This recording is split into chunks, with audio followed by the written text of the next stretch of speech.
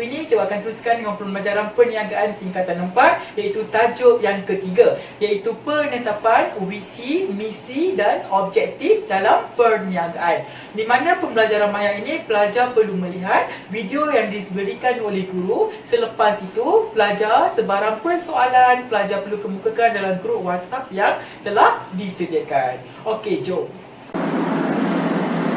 Okey, baiklah kelas, untuk perniagaan tingkatan 4, cikgu akan teruskan. Untuk pada minggu ini, cikgu akan masuk tajuk yang baru, iaitu bab yang ketiga, iaitu penetapan. Okey, iaitu penetapan visi, misi dan objektif perniagaan.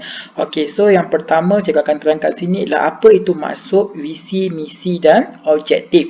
Okey, so cikgu harap kamu bersama dengan modul yang cikgu sertakan tu, kamu boleh rujuk kepada modul yang cikgu beri tu.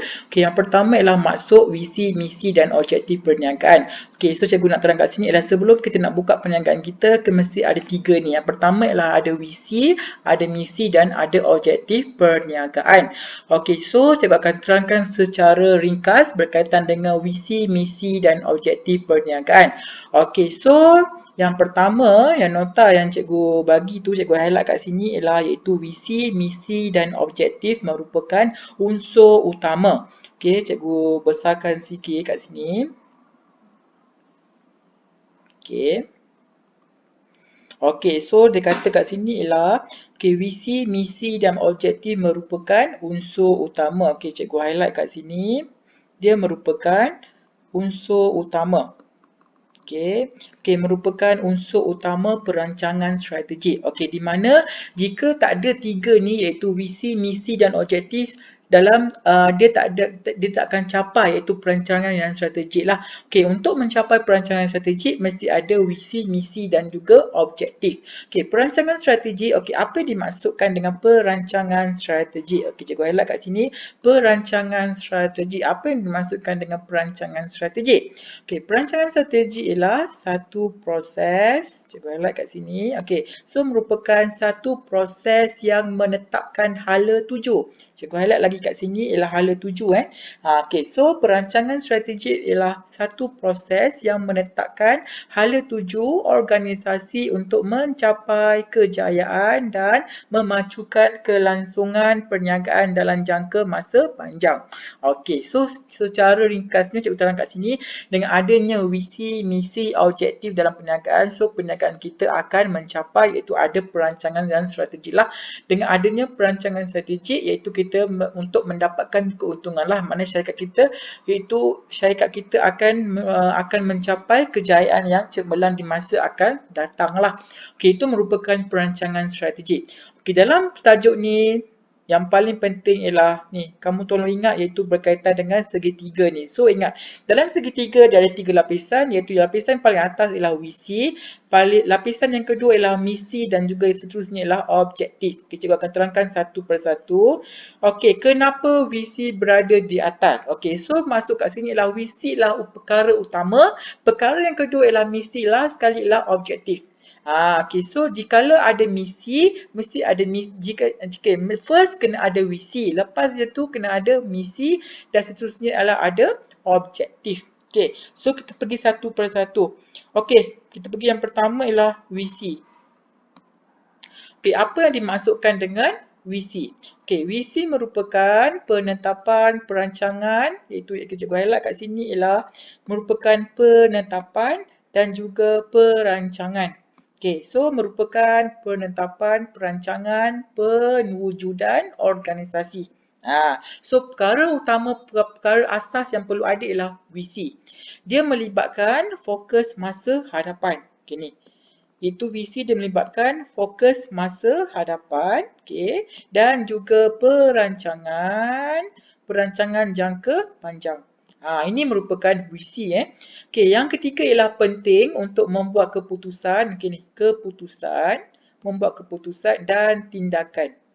Okey, cikgu highlight kat sini. Okey, iaitu membuat keputusan dan tindakan bagi memastikan hala tuju perniagaan berada dalam landasan yang tepat. So maknanya dia visi ni bersesuaian dengan perniagaan yang kita akan jalankan tu. Apa perniagaan kita buat? Itu merupakan visi. Dia kena sesuai untuk perancangan yang strategi. Okey, seterusnya. Okey, seterusnya apa pula dimaksudkan dengan misi? Okey, misi merupakan satu pernyataan. Okey, satu pernyataan ringkas. Okey, satu pernyataan ringkas tentang matlamat utama. Okey, cikgu highlight kat sini. Okey, itu ringkas tentang matlamat utama penubuhan organisasi. Okey, yang kedua dibentuk sebagai ketetapan dalam melakukan aktiviti perniagaan untuk mencapai matlamat lah. Okey, first kamu buat dulu visi. Yang kedua ialah misi. Okey, misi ialah satu pernyataan yang ringkas tentang matlamat utama penubuhan organisasi. Okey, dia dibentuk sebagai ketetapan. Okey, cikgu highlight kat sini ialah ketetapan. Okey, dalam melakukan aktiviti perniagaan untuk mencapai matlamat. Okey, seterusnya kita pergi yang ketiga ialah objektif. Okey, apa yang dimaksudkan dengan objektif? Okey, objektif. Okey, objektif merupakan pernyataan khusus. Okay, cikgu highlight kat sini ialah pernyataan khusus tentang bagaimana. Ni cikgu highlight kat ni bagaimana Okey, bagaimana visi dan misi ni akan tercapai. So maknanya dia ada link dia. First kita create dulu itu visi, yang kedua misi. Apabila kita gabungkan visi dan misi, kita akan wujud iaitu objektif. Okey, akan tercapai lah.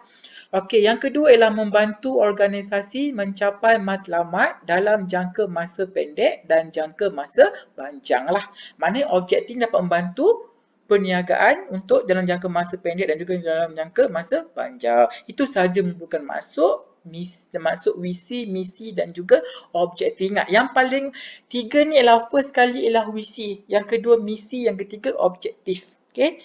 Okey, seterusnya. Okey, seterusnya cikgu akan terangkan iaitu tajuk seterusnya ialah perbandingan antara visi, misi dan objektif dalam sesebuah perniagaan. Okey, so dia ada dua jenis kat sini. Okey, yang pertama ialah organisasi. Okay, cikgu highlight kat sini ialah organisasi bermotifkan untung. Okay, dalam perniagaan, dalam sebuah perniagaan, ada dua jenis perniagaan. Yang pertama ialah organisasi yang bermotifkan untung atau kita kenali sebagai OBU. Okey, apa yang dimaksudkan dengan OBU ini? OBU ialah merupakan perniagaan yang berobjektif untuk memaksimumkan keuntungan. Okey, cikgu highlight kat sini. Okey, dia memaksimalkan keuntungan. Ingat, organisasi bermotifkan untung, dia memaksimalkan keuntungan. Dia maknanya dia buka perniagaan, dia dapat untung. Dia buka perniagaan untuk dapat untung je. Dia fikir duit je. Itu merupakan bermotifkan untung. Okey, dan dia perlu daftar dekat mana? Okey, so dia perlu daftar dekat pendaftar syarikat. Okey, pendaftar perniagaan dan di mana? Di Suruhanjaya Syarikat Malaysia. Di Suruhanjaya Syarikat Malaysia lah ataupun dikenali sebagai SSM. Okey, seterusnya ialah dia terdiri daripada entiti perniagaan seperti apa ni? Milikan tunggal. Okey, milikan tunggal, perkongsian, syarikat, sendirian. Okey, seterusnya ialah syarikat ni. Syarikat sendirian berhad. Okey, so syarikat sendirian berhad lah. Ini merupakan organisasi bermotifkan untung. So, mana-mana syarikat, organisasi, syarikat ataupun organisasi yang bermotifkan untung ni, tujuan utama ialah dia untuk memaksimalkan keuntungan. Okey, untuk memaksimalkan keuntungan dan juga dia perlu didaftarkan di Suruhanjaya Syarikat Malaysia dan juga dia terdiri daripada syarikat milikan tunggal, perkongsian dan juga syarikat sendirian berhad. Kita lihat yang kedua ialah organisasi bukan bermotifkan untung. Kita pergi yang kedua. Okey, organisasi. Okey, organisasi. Okey ni, cikgu highlight kat sini ialah organisasi bukan bermotifkan untung atau dikenali sebagai OBBU. Apa yang dimaksudkan pula dengan organisasi bukan bermotifkan untung? OBBU merupakan perniagaan yang mempunyai objektif yang menumpukan kepada kebajikan kepada kebajikan ahli, masyarakat dan memberikan perkhidmatan kepada orang ramah. Okey, kepada orang ramai okey, itu merupakan iaitu organisasi bukan bermotifkan untung Okey, OBBU didaftarkan di mana? Didaftarkan di bawah jabatan, cikgu highlight kat sini ialah Jabatan Pendaftaran Pertubuhan Malaysia ROS ataupun Pejabat Pendaftar Pertubuhan Belia. Okey, Pertubuhan Belia dia berbeza dengan organisasi yang bermotifkan untung ni dia perlu daftar dekat Suruhanjaya Syarikat Malaysia. Di Suruhanjaya Syarikat Malaysia saja. Manakala untuk organisasi bukan bermotifkan untung, dia perlu daftar di Jabatan Pendaftaran Pertubuhan Malaysia ataupun Pejabat Pendaftar Pertubuhan Belia. Okey, secara ringkasnya kamu boleh tengok table dekat bawah ni dalam modul kamu iaitu perbandingan antara OBU dan juga OBBU. Okey, so cikgu harap kamu tolong beri penekanan. Okey, beri penekanan terhadap tajuk yang bawah ni iaitu dalam kolom ni iaitu perbandingan OBU dengan OBBU kerana selalu ditanya dalam exam dalam peperiksaan. Okey, kita tengok satu persatu iaitu yang pertama ialah OBU itu dia mengeluarkan barang dan perkhidmatan lah. Okey, so antara yang pertama ialah mengeluarkan barang dan perkhidmatan. Okey, manakala OBBU ialah menumpukan pada aktiviti perkhidmatan kepada masyarakat. Okey, yang kedua ialah dia memaksimalkan keuntungan. Manakala OBBU dia menjaga kebajikan ahli. Okey, yang ketiga ialah sumber modal daripada pemilik pinjaman dan keuntungan. Okey, seterusnya ialah pembiayaan daripada kerajaan sumbangan dan yuran keahlian. Itu sahaja merupakan perbandingan OBU dengan OBB. Okey, so pembelajaran untuk minggu ini sampai di sini sahaja. So cikgu harap kamu faham apa yang cikgu terangkan ini. So selepas kamu lihat video yang cikgu beri ni, cikgu harap kamu boleh jawab soalan dalam modul tersebut. Sebarang persoalan kamu boleh kemukakan dalam grup WhatsApp dan selepas kamu menjawab soalan kamu boleh tanya cikgu, cikgu akan bagi jawapan melalui grup tersebut. Okay, so sekian saja untuk minggu ni. Assalamualaikum.